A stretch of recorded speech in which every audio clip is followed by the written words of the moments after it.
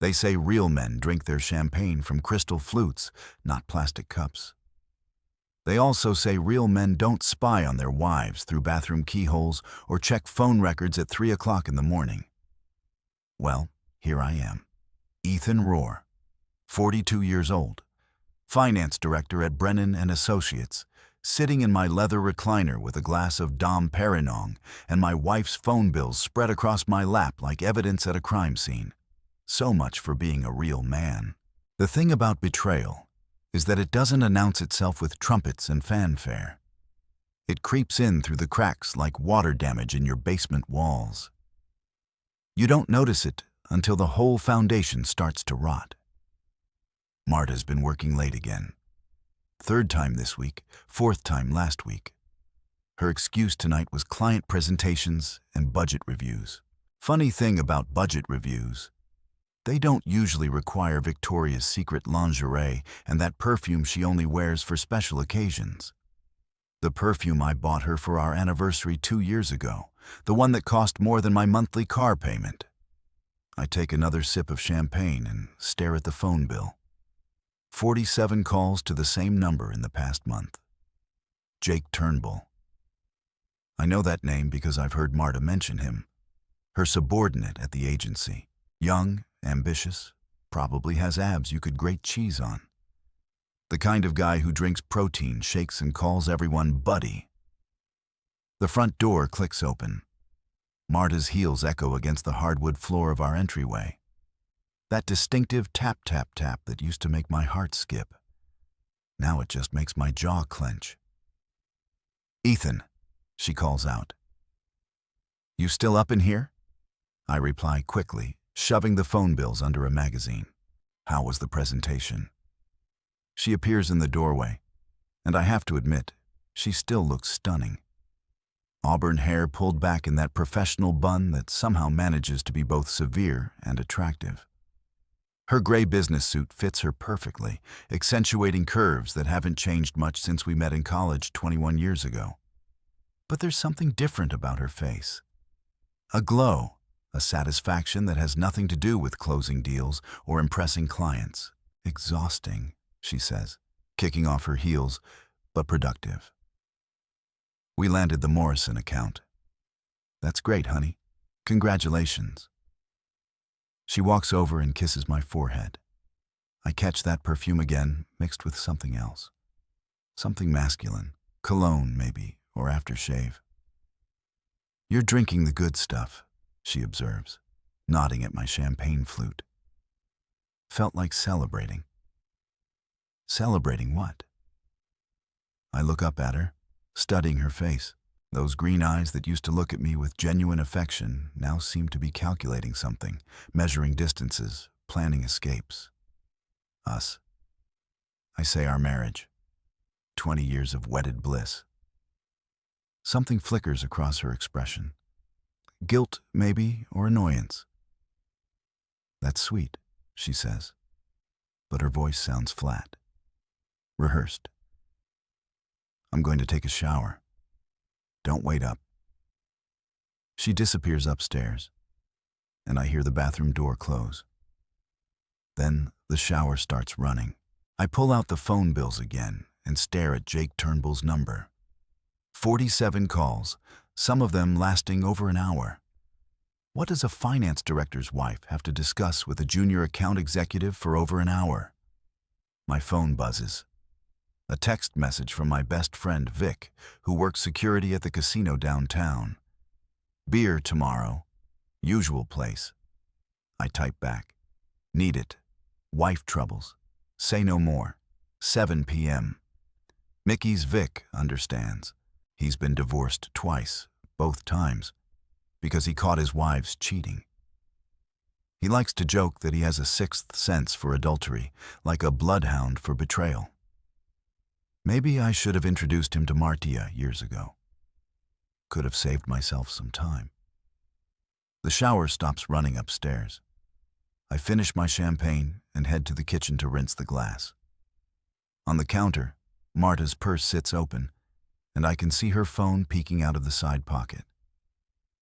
The temptation is overwhelming. I glance toward the stairs. No movement.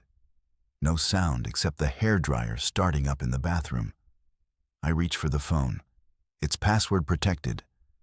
But I know Marta. She uses the same password for everything. Our anniversary date, 0815. I type it in and the screen unlocks. 43 unread messages, most of them from Jake. Can't wait to see you tomorrow. Last night was incredible. Tell Ethan you're working late again. LOL. My hands start shaking. The phone nearly slips from my fingers. I scroll up reading older messages, and each one feels like a knife twisting in my chest. You're so much more exciting than he is. When are you going to leave him? I love the way you taste. That last one makes me want to throw the phone against the wall. Instead, I take screenshots, evidence, because if there's one thing my job has taught me, it's that you always need documentation. The hairdryer stops. I quickly close the messages, put the phone back in her purse, and pretend to be loading the dishwasher. Marta comes downstairs wearing her silk pajamas, the ones I bought her for Christmas. Her hair is damp and she smells like vanilla body wash. She looks beautiful and innocent like the woman I married. But now I know it's all an act. You okay?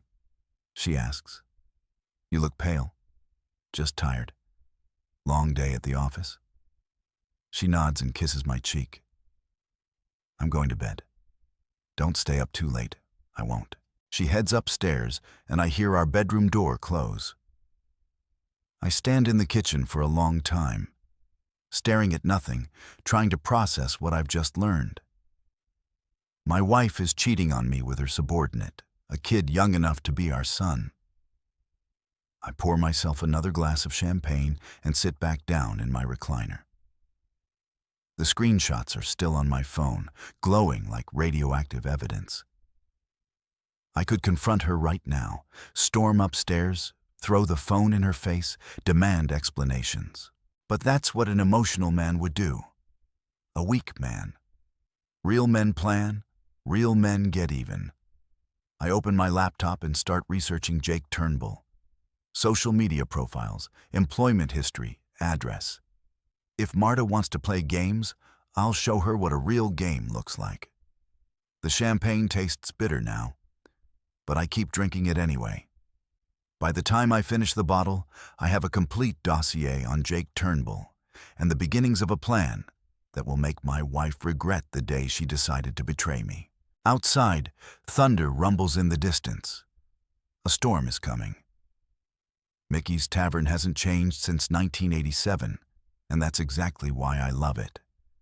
Dark wood paneling, neon beer signs, and a jukebox that still plays actual vinyl records. It's the kind of place where working men come to drink working men's beer and complain about working men's problems. Tonight, it's where I'm going to tell my best friend that my marriage is over.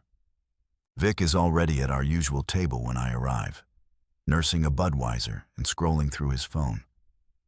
At 43, he looks like a cop, even though he quit the force 5 years ago. Thick shoulders, graying hair, cut military short, and eyes that notice everything. He looks up when I sit down. You look like hell, he says. Feel worse than I look. The waitress comes over. Betty, who's been working here since the Clinton administration. She doesn't ask what I want, just brings me a beer and a shot of whiskey. Thanks, Betty. She nods and walks away. Vic leans forward. So, what's going on? And don't tell me it's work stress. I know that look. I take a sip of beer, then down the whiskey shot. Marta's cheating. Vic doesn't look surprised. How do you know? I pull out my phone and show him the screenshots. He reads them without expression, occasionally nodding. When he's finished, he hands the phone back. Jake Turnbull. Sounds like a porn star name. He's 28 years old, Vic. Our daughter Amelia is older than him. No, she's not. Amelia's 20.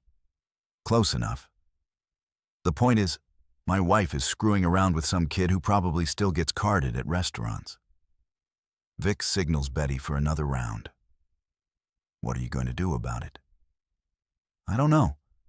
Part of me wants to drive over to his apartment right now and beat the hell out of him. Bad idea. You're not built for prison, Ethan. You'd last about 15 minutes before some lifer made you his girlfriend. Thanks for the confidence boost. I'm just being realistic. Besides, violence is the nuclear option. You want to hurt them where it really counts. Their reputations, their careers, their social standing. Make them paras. Make them wish they'd never met each other. Betty brings our drinks.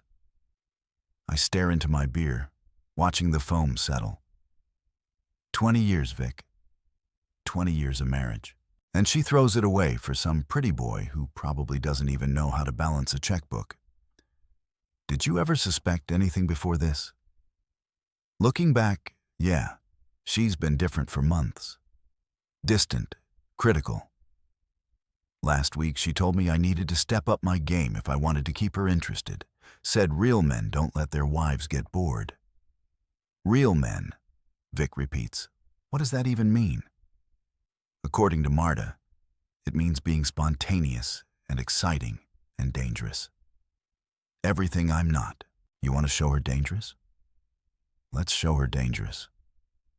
I look at him. What do you have in mind? Vic grins, and for a moment I can see the cop he used to be. The one who caught cheating spouses and lying criminals for a living. First, we gather more evidence. Photos, videos, witnesses. Build a case so airtight that she can't deny it or twist it around. Then what? Then we destroy them methodically, professionally, like a controlled demolition. I like the sound of that. How? Leave that to me. I still have contacts from my police days. People who owe me favors. People who know how to find things out. We spend the next hour planning. Vic knows a private investigator who specializes in adultery cases. He also knows someone who can track cell phones and another someone who can access social media accounts. By the time we leave Mickey's, I have a team of professionals working for me. The next morning, I wake up hungover and angry. Marta is already gone. Another early meeting at the office. I make coffee and check my email. There's a message from the private investigator, a woman named Sarah Chen. Mr. Rohr, I've located the subject's vehicle and confirmed his address. Beginning surveillance today. We'll have preliminary report by tomorrow evening. I forward the email to Vic and head to work. Brennan and Associates occupies 3 floors of a downtown office building, and my office is on the 32nd floor with a view of the lake. Normally, I love coming to work. Numbers make sense. Budgets are logical. Financial statements don't lie or cheat or betray you. But today, I can't concentrate. I keep thinking about those text messages, imagining Marta and Jake together, wondering how long this has been going on. Around noon, my assistant Jennifer knocks on my door. Your wife called, she says. She wanted to remind you about dinner with her sister tonight. I'd completely forgotten. Victoria, Marta's older sister, is coming over for dinner.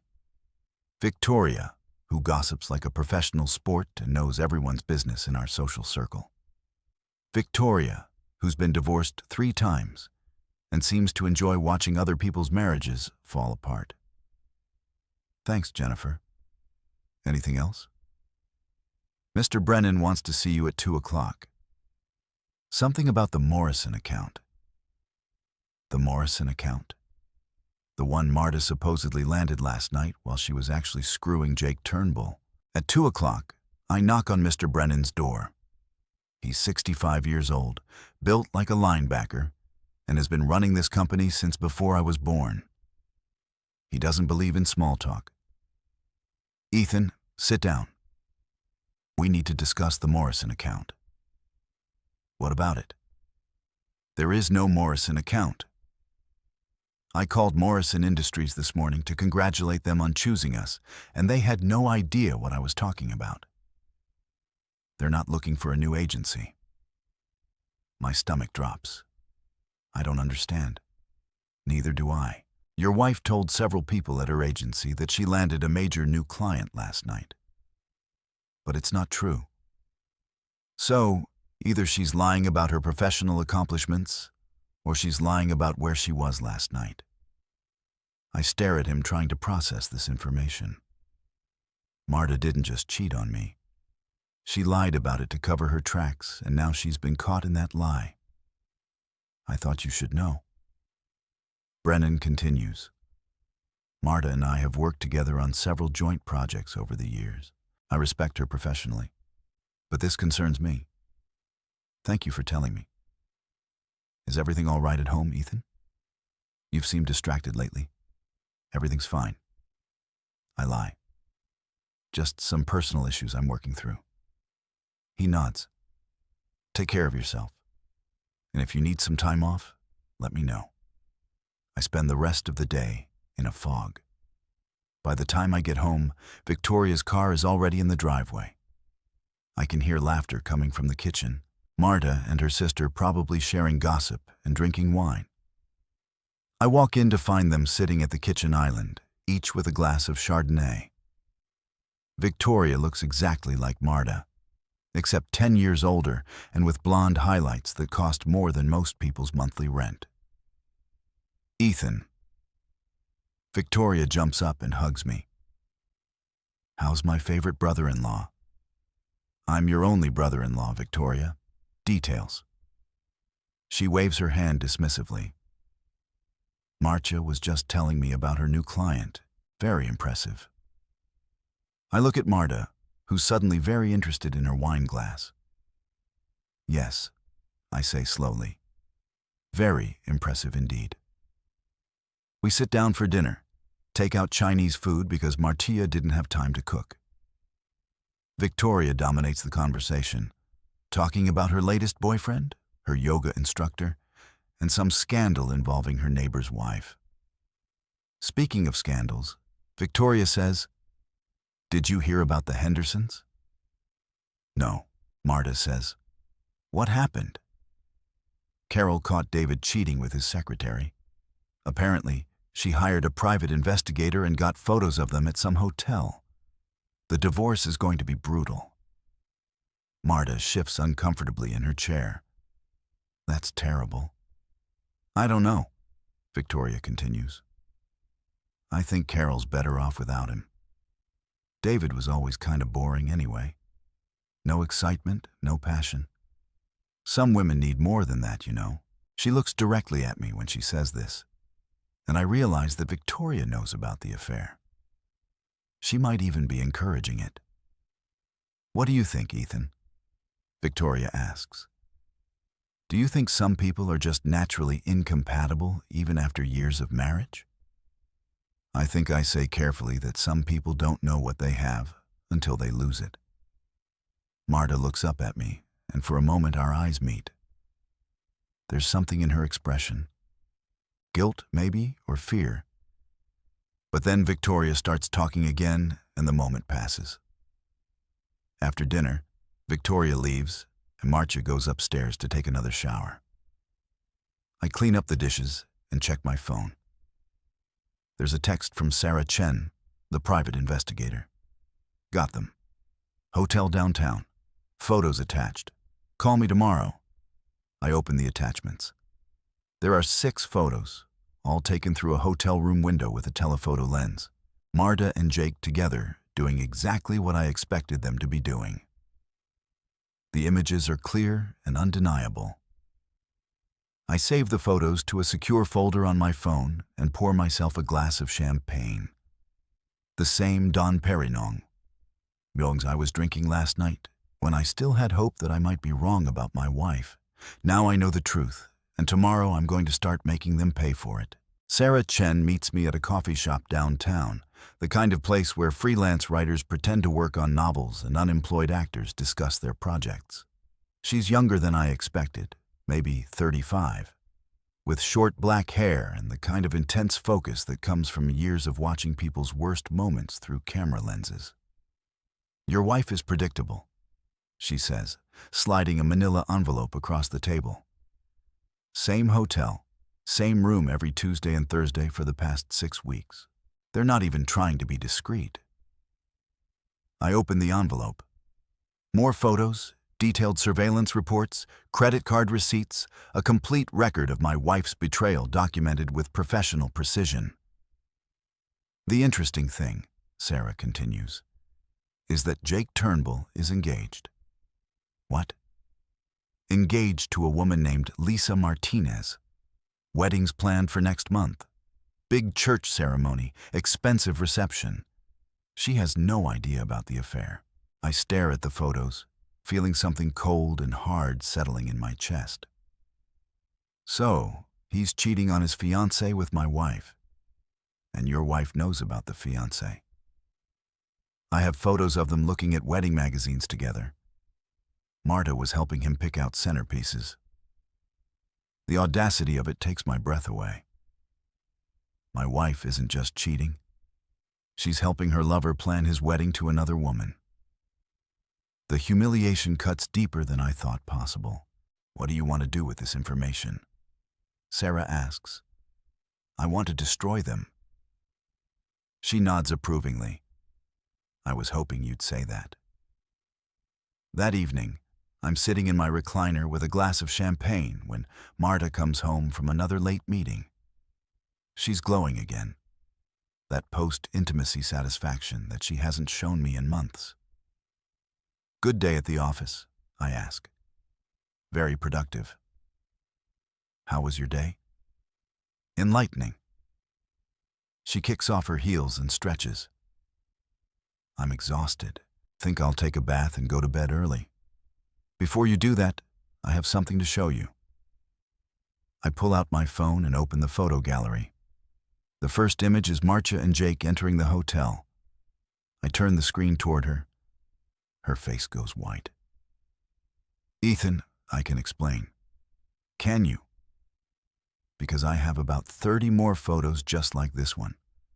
Plus credit card receipts, hotel records, and witness statements. "So, please explain away." She sits down heavily on the couch, her hands shaking. "It's not what you think. It's exactly what I think. You're cheating on me with Jake Turnbull. You've been lying about working late. You made up the Morrison account to cover your tracks. And you're helping him plan his wedding to another woman." The last part hits her like a slap.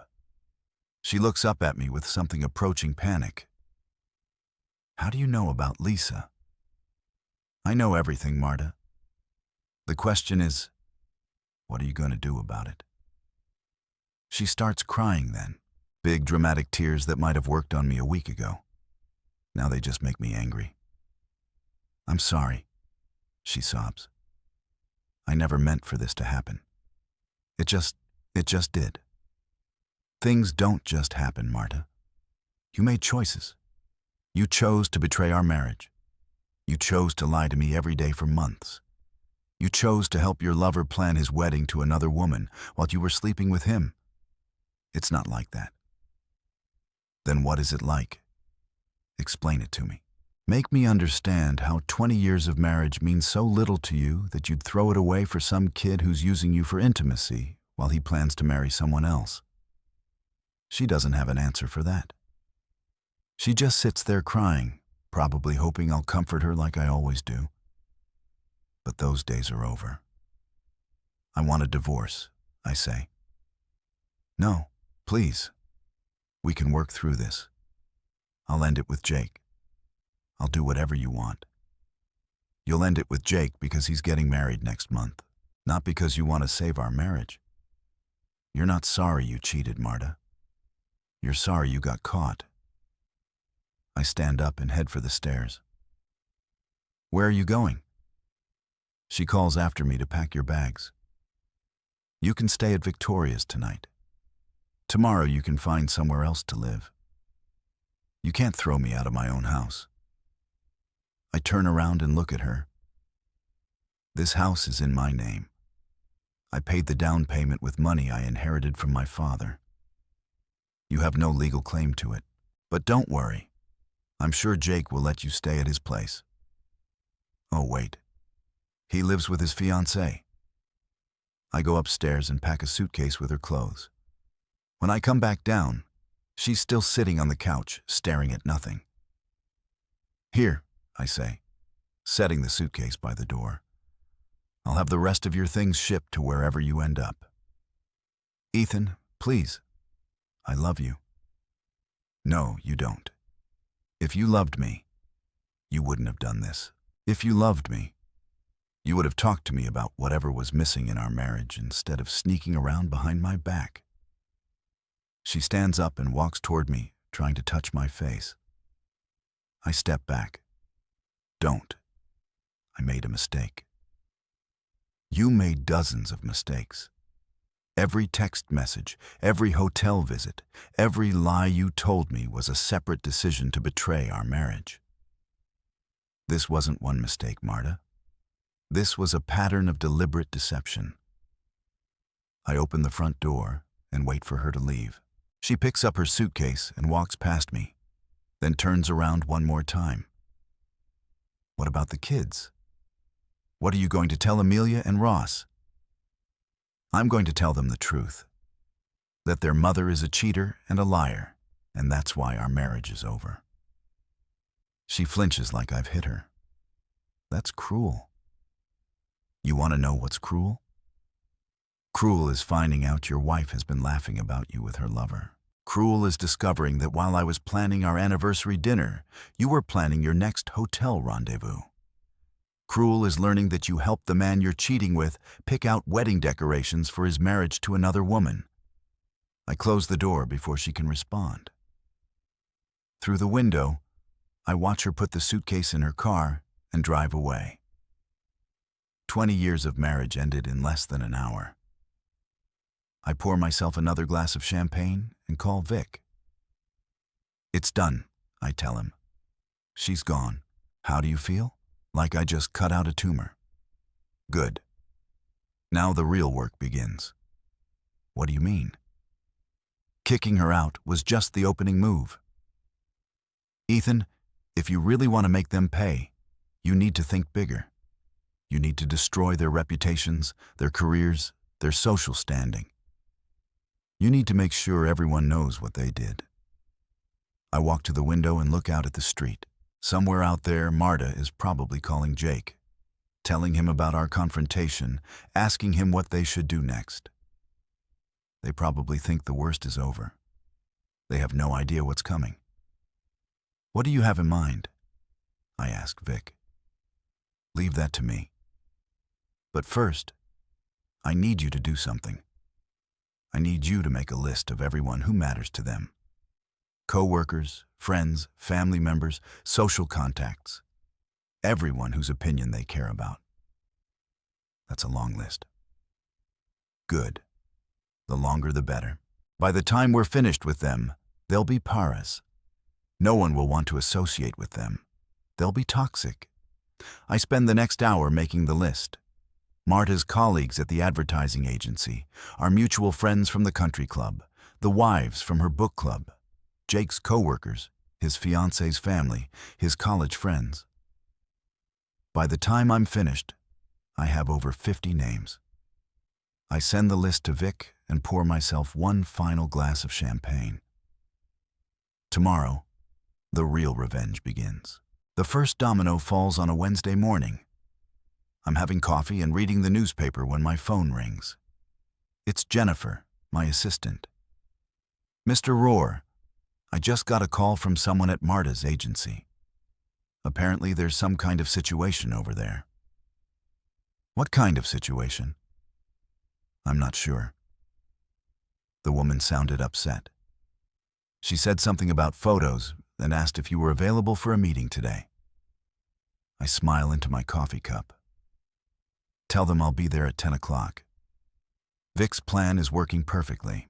Yesterday, he sent copies of Sarah Chen's photos to every employee at Marta's advertising agency, along with a note explaining that the images were taken during work hours, while Martia was supposedly meeting with clients. He also sent copies to Jake's fiancée, Lisa Martinez, with a different note expressing concern for her well-being and suggesting she might want to know what her future husband does in his spare time. At 10 o'clock sharp, I walk into the offices of Sterling and Associates, where Martia has worked for 8 years. The receptionist looks uncomfortable when she sees me. "Mr. Rohr, Mr. Sterling is waiting for you in his office." Richard Sterling is a tall, thin man with silver hair and the kind of expensive suit that costs more than most people's monthly salary. He's built his AY's reputation on discretion and professionalism, two qualities that don't mesh well with employee intimate scandals. "Ethan," he says, standing up when I enter. "Thank you for coming. Please sit down." His office overlooks the lake with floor-to-ceiling windows and modern furniture that screams success. On his desk, I can see a manila envelope that I recognize. "I assume you know why you're here?" he says.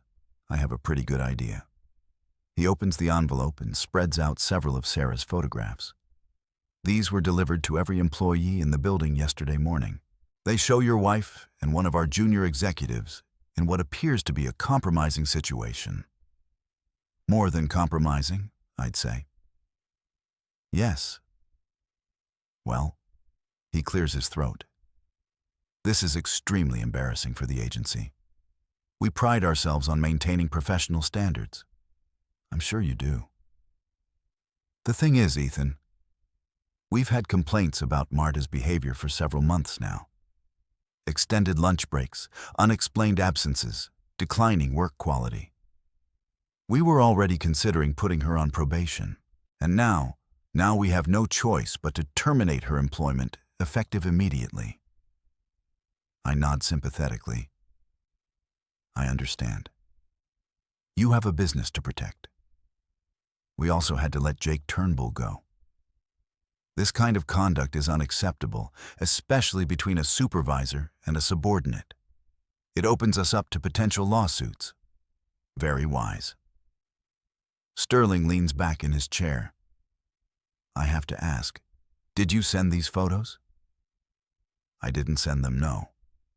But I'm not sorry they were sent. My wife destroyed our marriage for that man. I think her colleagues have a right to know what kind of person they're working with.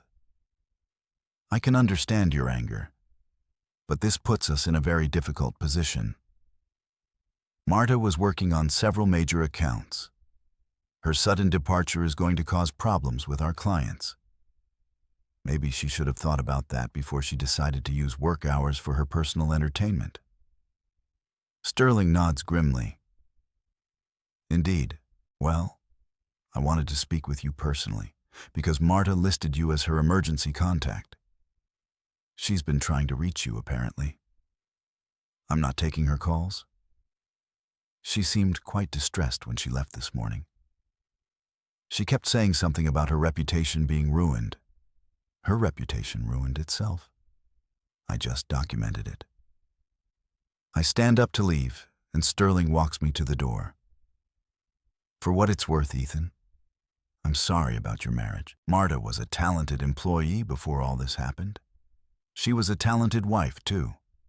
Past tense. I drive home feeling better than I have in weeks. Marta and Jake are both unemployed now, their professional reputations in tatters. But I'm not finished yet." That afternoon, Vic calls with an update. "Lisa Martinez called off the wedding," he says. "Apparently, she threw Jake's ring at him in front of half the restaurant where they were supposed to have their rehearsal dinner. The whole thing was caught on someone's cell phone and posted on social media. Good? It gets better. Jake's parents drove down from Milwaukee to confront him about embarrassing the family. His father actually slapped him in the hotel lobby. Also caught on video. What about Marta? She's staying at Victoria's, but that's not going well either. Victoria's landlord doesn't allow long-term guests, and the neighbors are complaining about the screaming matches they've been having. Screaming matches about what? Apparently, Victoria thinks Marta was stupid to throw away a good marriage for a younger man who was obviously using her. Victoria's exact words were, "You're 41 years old, not 21. Act like it." I laugh out loud. Even Marta's own sister is turning against her. There's more. Vic continues. "Remember that country club you and Marta belonged to? What about it?" The membership committee received copies of the photos, along with a detailed letter about how adultery violates the club's moral standards clause. They're meeting tomorrow night to discuss revoking Marta's membership. How did you manage that? I have friends everywhere, Ethan. The important thing is that by the end of the week, Marta and Jake will be persona non grata in every social circle that matters to them. That evening, I'm cooking dinner when my daughter Amelia calls. She's a junior at Northwestern studying journalism, and she has her mother's intelligence combined with my sense of justice. "Dad, I just heard about you and Mom. Are you okay?" "I'm fine, sweetheart." "How did you find out?" "Mom called me crying. She said you threw her out of the house and got her fired from her job." "That's not exactly what happened." "I didn't think so. Mom's version of events never includes her own mistakes." "What really happened?" I give Amelia the abbreviated version, leaving out the most graphic details. She listens without interrupting, and when I'm finished, she's quiet for a long moment. "I'm sorry, Dad. I know you loved her. I did love her. That's what makes this so hard. Are you going to be okay living alone in that big house?" "I think so. It's actually kind of peaceful without all the drama." "What about Mom? Where is she going to live?" "That's her problem now, honey. She made her choices. Ross is pretty upset about the whole thing. He blames you for not trying harder to work things out. Ross is my 22-year-old son, fresh out of college and still naive about the world. He's always been closer to his mother, probably because she never expected him to be responsible for anything. Ross can blame me all he wants, I say. When he's older, he'll understand." "I understand now, Dad. What Mom did was wrong. She humiliated you and embarrassed our family. I'm not going to pretend otherwise just to keep the peace." "Thank you, sweetheart. That means a lot to me." After we hang up, I pour myself a glass of champagne and sit on the back deck, looking out at the garden Marta and I planted together 5 years ago. The roses are blooming, and the evening air smells like jasmine and fresh-cut grass. It's beautiful and peaceful, and for the first time in months, I feel like I can breathe. My phone buzzes with a text message from an unknown number. "This is Jake. We need to talk. What you're doing is destroying innocent people." I type back. "The only innocent people here are your ex-fiancé and me. You and Marta destroyed yourselves. I loved her. We didn't mean for this to happen. You loved her so much. You were planning to marry someone else. Very touching. Please stop this. We get it. You're angry. But enough is enough." I stare at the message for a long moment, then type my response. I'm just getting started. 3 weeks later, I'm standing in the ballroom of the Palmer House Hotel wearing my best tuxedo and holding a glass of champagne that probably costs more than Jake Turnbull makes in a day if he had a job, which he doesn't. Tonight is the annual Chicago Advertising Awards ceremony, and I'm here as Marta's guest. Technically, the invitation arrived at my house yesterday, addressed to Mr. and Mrs. Ethan Rohr for the Sterling and Associates table. Someone in their administrative department obviously didn't get the memo about Marta's termination. When I called to RSVP, they assumed I was coming alone due to illness or scheduling conflicts. I didn't correct them.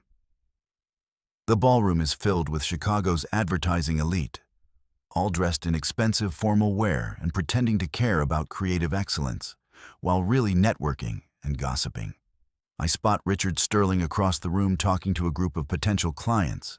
He looks relaxed and confident, probably relieved that the martyr situation has blown over without affecting his business. That's about to change. Ethan. I turn around and see Margaret Hoffman, the wife of Sterling's biggest client. She's wearing a gold dress that probably costs more than my car and enough jewelry to fund a small country.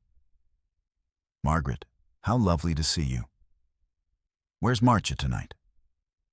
I was hoping to congratulate her on the Morrison account. I smile. I'm afraid Marty won't be joining us this evening. She's dealing with some personal issues. Oh dear, I hope everything's all right. Actually, Margaret, I'm glad I ran into you. There's something you should know about the Morrison account. For the next 10 minutes, I explained to Margaret Hoffman exactly what happened with the fictional Morrison account, Marta's affair with Jake Turnbull, and the lies that were told to cover it up. Margaret listens with the fascination of someone hearing particularly juicy gossip, which is exactly what this is. How shocking, she says when I'm finished. I had no idea Marcia was capable of such behavior. Neither did I after 20 years of marriage. And this Jake person was her subordinate. Yes, and engaged to another woman at the time. Margaret shakes her head in disgust. The moral standards in this industry have really declined. I'll have to mention this to my husband. We can't have our advertising budget going to agencies that employ people with such questionable ethics. She walks away, and I know that within an hour, everyone in the ballroom will know the full story. Margaret Hoffman is the queen of Chicago advertising gossip, and nothing spreads faster than a scandal involving intimacy and lies. I'm making my way to the bar when I see them. Marta and Jake standing near the entrance, looking around nervously. She's wearing a black cocktail dress that I've never seen before, and he's in a rental tuxedo that doesn't fit properly. They look like crashers at an exclusive party, which is essentially what they are. Marta sees me first. Her face goes pale and she grabs Jake's arm, whispering something urgent in his ear. He looks in my direction, and even from across the room, I can see the anger in his expression. They start walking toward me, pushing through the crowd with determination. Several people notice them and begin whispering among themselves. The gossip is already spreading. Ethan, Marta says when they reach me, we need to talk. Hello, Marta. Jake enjoying the party. You know why we're here? Jake says his face is flushed and I can smell alcohol on his breath. You've destroyed our lives. I've documented your choices. There's a difference. You got us fired. Marta hisses. We can't find work anywhere in the city. No one will hire us. That's unfortunate. Maybe you should have considered the consequences before you decided to betray your respective commitments. This has gone far enough, Jake says, stepping closer to me. We get it. You're angry, but you're ruining innocent people's lives. Innocent people. I laugh. Jake, you were cheating on your fiancée with a married woman. Marta was lying to her husband and her employer. Which part of that sounds innocent to you? We fell in love, Marcia says desperately. People fall in love. It happens. People fall in love all the time without destroying their families and careers. They get divorced first, or they end their engagements, or they have honest conversations with their spouses. They don't sneak around for months lying to everyone who trusts them. The conversation is getting louder, and people are starting to stare. I can see Richard Sterling making his way through the crowd toward us, looking panicked. You want to make a scene? I continue. Fine. Let's make a scene. I raise my voice so that everyone nearby can hear me clearly. Ladies and gentlemen, I'd like you to meet my wife, Martia, and her lover, Jake Turnbull. They're the ones who created the fictional Morrison account to cover up their affair. They used company time and resources to conduct their personal relationship, then lied about it to their employers and families. The crowd around us has grown larger, and I can see people taking out their phones to record the confrontation. Marta helped Jake plan his wedding to another woman while she was sleeping with him. I continue. Jake told his fiancée he was working late while he was actually in hotel rooms with my wife. They're both unemployed now because they couldn't keep their personal lives separate from their professional responsibilities. Stop it, Marta pleads. Please, Ethan, you're humiliating us. You humiliated yourselves. I'm just making sure everyone knows about it. Jake lunges at me, but he's drunk and unsteady. I step aside easily, and he stumbles into a waiter carrying a tray of champagne glasses. The glasses crash to the floor, and champagne splashes across several people's formal wear. Security guards appear immediately, grabbing Jake by both arms and restraining him. That's enough, one of them says. Sir, you need to leave. This is all his fault. Jake shouts, pointing at me. He's been stalking us, harassing us, destroying our reputations. By telling the truth about your behavior, I reply calmly. Everything I've said tonight is documented fact. Richard Sterling finally reaches us, looking mortified. What's going on here? He demands. Just sharing some information about former employees, I say. I thought your clients might be interested to know about the kind of people who are handling their accounts. Sterling turns to the security guards. Please escort Mr. Turnbull and Ms. Rohr out of the building. They're not welcome here. As the guards lead them away, Marta looks back at me one last time. There are tears in her eyes, but I feel nothing. No sympathy, no regret, no satisfaction, just emptiness. The crowd begins to disperse, buzzing with conversation about what they've just witnessed. Margaret Hoffman catches my eye from across the room and nods approvingly. By tomorrow morning, everyone in Chicago's advertising community will know the full story. I finish my champagne and head for the exit. In the lobby, I can see Marta and Jake arguing near the valet stand. She's crying and he's gesturing angrily. Their relationship built on deception and betrayal is finally falling apart under the pressure of public scrutiny. Outside, it's starting to rain. I give my ticket to the valet and wait for my car, listening to the thunder rolling in from the lake. The storm I've been brewing for weeks is finally here, and it's washing away everything Marcia and Jake built on lies. My phone buzzes with a text from Vic. Saw the video on social media. Well done, I type back. It's over. How do you feel? I think about that as the valet brings my car around. How do I feel? Not victorious exactly. Not happy, but not sad either. Just finished. Free. I type back. I drive home through the rain, past the country club where Marta's membership was revoked, past the hotel where she and Jake used to meet, past the advertising agency where they both used to work. All the places that used to define my wife's life are closed to her now. At home, I pour myself one final glass of champagne and sit in my leather recliner.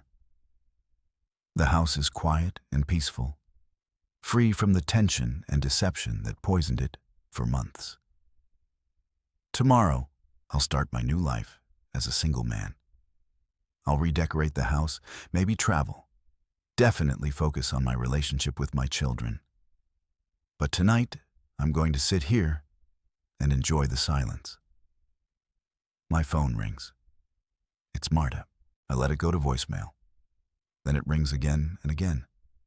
Finally, I answer. What do you want, Marta? I want to come home, she says through tears. I want to fix this. I want us to be a family again. There is no us anymore. You made sure of that. I made a mistake. You made dozens of mistakes for months. You chose Jake over me, over our family, over your career. You chose lies over truth, deception over honesty.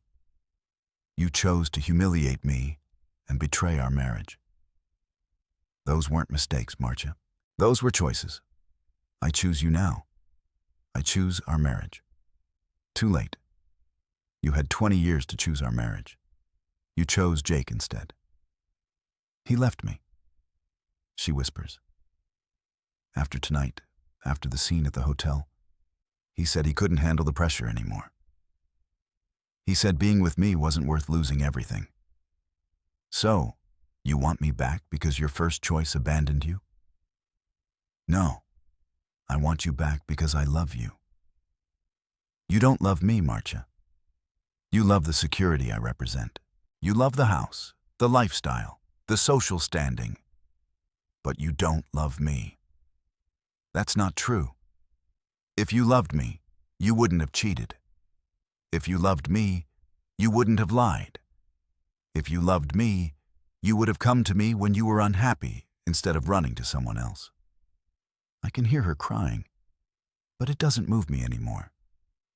I'm filing for divorce on Monday, I continue.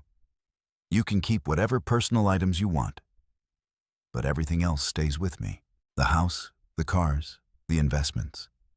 You chose to throw away our marriage, so you get to live with the consequences. Ethan, please. Goodbye, Marcia. I hang up and turn off the phone. Outside, the storm is getting stronger with lightning illuminating the sky and thunder shaking the windows. But inside my house, everything is calm. I raise my champagne glass in a toast to the empty room. Here's to real men, I say aloud, and to the women who don't deserve them. I finish the champagne and head upstairs to bed. Tomorrow is the first day of my new life, and I'm ready for it.